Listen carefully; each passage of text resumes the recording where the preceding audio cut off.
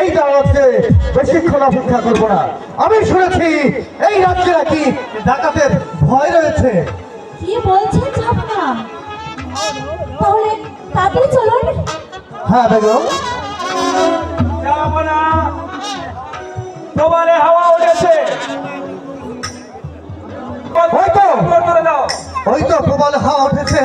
হ্যাঁ, আপনি মাঝে মালাদের বলুন, আমরা এখনই দেশে যাত্রা করবো।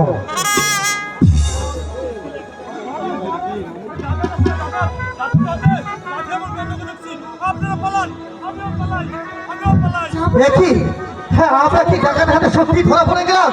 হ্যাঁ তবে এরাই কি ডাকাত?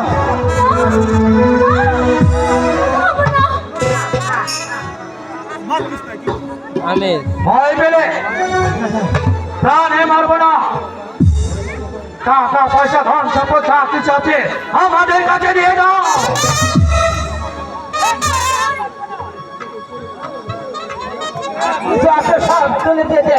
তাহলে আমি আপনাকে হত্যা করবো। সাহেব, হ্যাঁ আপনি সিন্ডিকেট, হ্যাঁ চাবিটা আমাদের দিয়ে দিন। জলদি করে নিয়ে যাও, বিলম্ব করো না।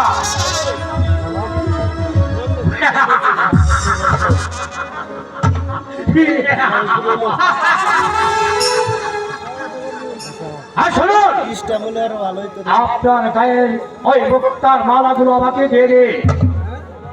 হ্যাঁ তাই দিচ্ছি।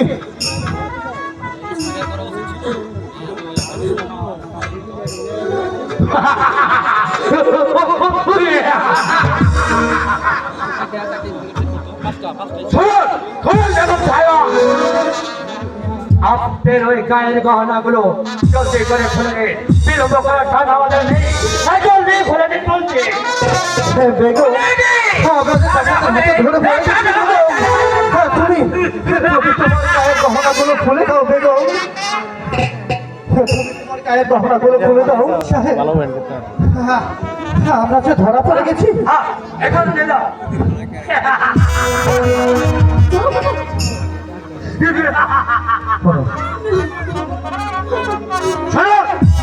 কিছু মনে করবেন না।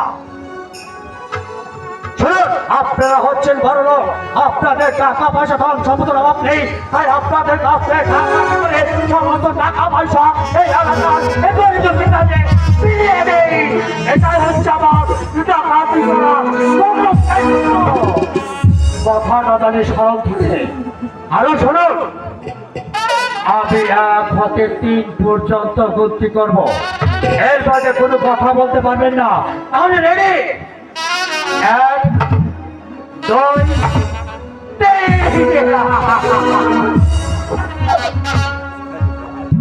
যাবো না। হ্যাঁ বেগম।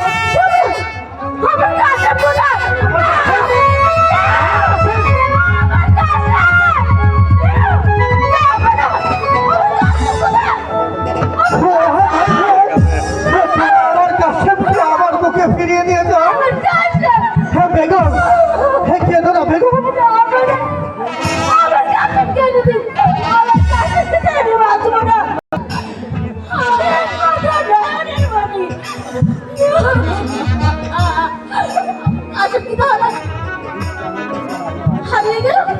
না না বেগম, হারাবে কেন?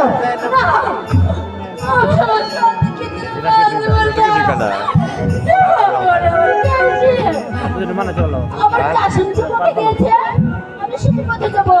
তা না হলে এই গাড়িতে চাপিয়ে পড়বো।